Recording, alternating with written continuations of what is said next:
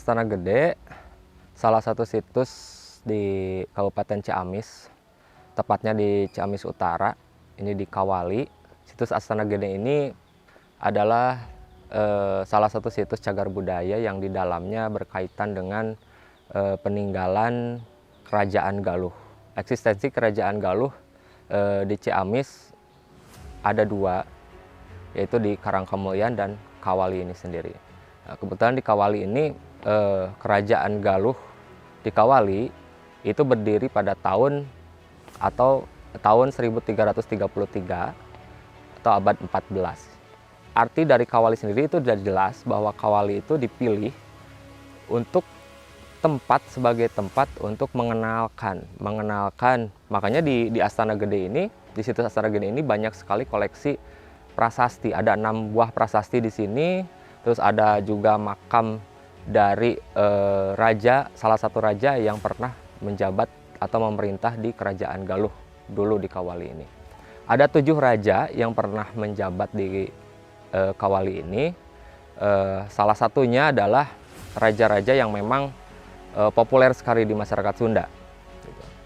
Yang ke-1 adalah Kerajaan Prabu Aji Gunalingga Wisesa, yang kedua ada Prabu Ragamulya, yang ketiga itu ada Prabu Linggabuana, yang kalau memang dalam sejarah kita itu berkaitan dengan nanti ada peristiwa Bubat tahun 1357. Dan yang keempat ada Prabu atau Mangkubumi Bunisara Suradipati. Terus diteruskan kembali ada Prabu Niskala Wastukancana dan ada Prabu Dewa Niskala. Yang terakhir yang menjabat di Kawali ini ada Prabu Jayadewata atau yang terkenal mungkin di masyarakat Sunda Prabu Siliwangi. Jadi Prabu Siliwangi ini menjabat dulu di Kawali sebelum beliau memindahkan ibu kotanya ke Pakuan atau Bogor sekarang gitu. Itu pada tahun 1482. Jadi Astana Gede ini dinamakan Astana Gede sendiri kenapa oleh masyarakat Sunda dulu atau masyarakat Kawali, itu yang artinya adalah astana adalah tempat peristirahatan, dan gede di sana bukan besar tapi lebih ke berbahasa Sunda yang artinya gegeden atau orang-orang besar atau tokoh pembesar. Jadi tempat peristirahatan para tokoh-tokoh besar di sini.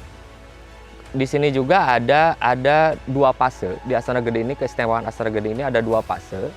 Yang pertama adalah fase tadi Kerajaan Galuh itu sendiri. Yang kedua adalah fase di abad 16. Itu Astana Gede ini dijadikan pusat penyebaran Islam oleh ulama penyebar Islam utusan dari Cirebon pada waktu itu. Diutus oleh siapa? Yaitu diutus oleh Syekh Syarif Hidayatullah atau Sunan Gunung Jati pada waktu itu. Di sini makanya di sini ada makam penyebar Islam, ada Dalem Adipati Singacala, ada Syekh Pangeran Usman, ada Dalem Cibulan, dan yang lain-lain. Untuk mengisi kekosongan di abad 16, Syekh Syarif Hidayatullah atau Sunan Gunung Jati itu mengutus beberapa ulama ke sini untuk mengisi kekosongan pemerintahan di sini. Makanya di sini ada bupati pertama, yaitu Dalem Adipati Singacala, itu tahun 1643. Beliau juga selain memerintah roda pemerintahan, beliau juga sebagai ulama penyebar Islam pada waktu itu. Nah, nanti ada prasasti dan ada batu-batu menhir, bahkan ada batu penobatan. Batu penobatan atau yang disebut dengan batu korsi atau batu palinggih. Gitu.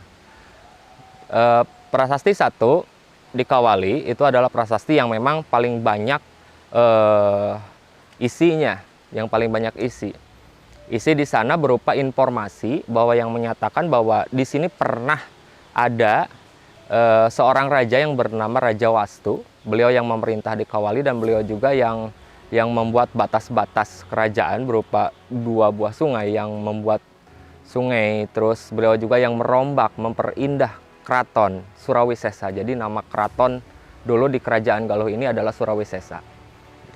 Surawisesa. Itu dari prasasti 1. Kalau ada prasasti 2 di sana ada kalimat Pakeun Nanjeur Najuritan. Inti dari kalimatnya, kalimat itu adalah yang menyatakan karakteristik dari orang Sunda atau orang Galuh pada waktu di Kawali ini. karakteristiknya seperti apa orang Sunda itu di sana, yang artinya Pakeun Nanjeur Najuritan itu unggul dalam perang, berkehidupan sejati agar unggul dalam perang. Artinya unggul dalam perang itu bukan perang mengangkat senjata, tapi lebih ke perang memerangi hawa nafsu. Itu dibuktikan waktu peristiwa Perang Bubat di tahun 1357. Kerajaan Galuh atau Sunda Galuh di Kawali ini tidak melakukan balas dendam ke kerajaan Majapahit pada waktu itu. Tidak melakukan balas dendam, tapi beliau memaafkan kejadian itu, kesalahpahaman itu, memaafkan kejadian itu. Jadi dibuktikan dengan itu. Yang keduanya, untuk memperluas wilayah, kerajaan Galuh itu memperluas wilayah bukan dengan cara perang, tapi dengan cara pernikahan atau dengan cara membantu berbagai fasilitas-fasilitas dari kerajaan. Makanya memperluas wilayah itu bukan dengan cara perang. Dalam Prasasti 2 itu jelaskan ada kalimat Pakeun Nanjeur Najuritan yang tadi. Terus ada prasasti selanjutnya, itu ada prasasti Batu Tapak. Batu Tapak atau yang disebut dengan sebagian masyarakat di sini menyebutnya batu kalender, kolenjer atau kalender gitu ya. Ada 45 kotak dan beberapa titik di sana itu tempat perhitungan orang Sunda dahulu gitu. Kalender orang Sunda dahulu. Yang memang contoh kecilnya sampai sekarang perhitungan itu masih dipakai oleh sebagian masyarakat Sunda untuk menentukan hari baik. Dan prasasti Batu Tapak juga itu salah satu tapak kaki dan tapak tangan dari Prabu Niskala Wastukancana waktu beliau memerintah di Kawali. Terus ada juga prasasti yang disebut dengan prasasti Panyandaan atau batu panyandaan gitu. Batu panyandaan ini masuk dalam kriteria prasasti. Nah, Sang Hyang Linggahyang dalam prasasti ini bisa diartikan bahwa itu adalah bisa disebut batu panyandaan, bentuknya V seperti itu menyimbolkan seorang ibu atau wanita biasanya gitu. Wanita. Dan yang nyanda, kalau bahasa Sunda nyanda, kalau bahasa Indonesianya itu nyender, itu biasanya simbol dari seorang ibu waktu ingin melahirkan, pasti menyender. Jadi Sang Hyang Linggabingba artinya Sang Hyang itu adalah sang pencipta. Lingga itu adalah suatu aturan atau dalam Purbatesida Sunda itu adalah seorang yang mempunyai ilmu gitu. Dan yang seterusnya ada prasasti Panyandungan. Nah, Panyandungan di sini bukan berarti batu itu sebagai tempat kalau laki-laki ingin nyandung atau madu itu bukan. Jadi artinya yang suka nyandung atau yang ngemadu itu kan berarti seorang laki-laki yang sudah menikah, seorang ayah gitu kan, artinya seperti itu. Nah, berarti yang di bawah prasasti itu dikuburkan abu jasad seorang raja. Siapa? Yaitu suami dari Dewi Lararingsing tadi, atau yang bernama Prabu Linggabuana. Terus yang terakhir ada prasasti 6 di sana itu ada prasasti yang menyatakan bahwa aturan. Salah satu kalimatnya, kalimat intinya adalah ulah botoh bisi kokoro. Yang artinya adalah jangan berjudi, bisa sengsara gitu. Ada juga 2 buah menhir yang fungsinya di dalam pemerintahan kerajaan Galuh dulu. Yang ke-1 itu ada batu korsi atau batu palinggih. Batu korsi ini berfungsi sebagai penobatan raja. Jadi raja-raja yang dinobatkan biasanya duduk di kursi itu. Jadi bukan singgasana, tapi adalah untuk penobatan saja. Terus yang kedua ada batu menhir, tetapi batu menhir ini ada dua arti atau 2 fungsi. Yang ke-1 itu batu ini adalah tempat bercerminnya, tempat bercermin. Makanya orang-orang Kawali atau orang Sunda itu menyebutnya batu pangentengan, tempat bercermin. Nah, bisa diartikan siapa yang di bawah abu jasad yang di bawah batu ini berarti seorang gadis yang suka bercermin atau ngenteng, itu seorang gadis. Beliau juga gugur di Perang Bubat di tahun 1357 yang bernama Diah Pitaloka atau Putri Citra Resmi. Nah, Selain dari berbagai menhir dan prasasti di sini, ada juga mata air yang sangat ada benang merah dan sangat erat sekali. Pasti ada mata air karena dalam aturan Sunda kuno dulu, itu di Sunda itu tidak ada sumur dulu. Sangat dipamalikan untuk membuat sumur. Jadi pasti kalau kabuyutan atau di Sunda itu pasti mendekati mata air atau sungai peradabannya itu gitu. Nah, mata air di Astana Gede ini yang bernama Cikawali namanya. Cikawali. Nah, ini adalah mata air tempat pemandian khusus keluarga keraton.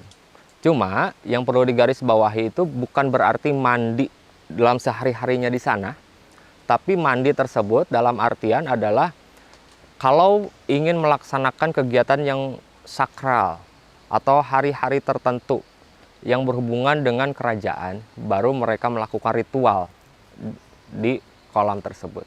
Nah, biasanya para peziarah atau para pengunjung di Astana Gede untuk sekarang gitu, para pengunjungnya sebelum mereka berziarah atau melakukan doa di makam di sini, biasanya para peziarah itu menuju Cikawali dulu untuk susuci atau berwudu dan sebagainya. Mungkin itu untuk penjelasan secara singkat tentang situs Astana Gede. Dan Astana Gede ini alhamdulillah sampai sekarang masih terjaga dengan luasnya kurang lebih 5 hektar semuanya.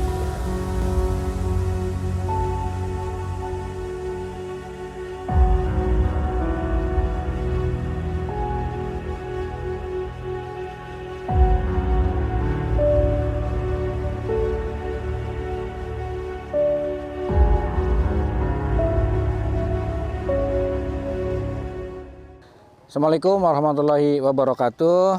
Saya Dian Kusdiana, Kepala Bidang Destinasi Pariwisata Kabupaten Ciamis. Selamat siang, salam sejahtera untuk semuanya.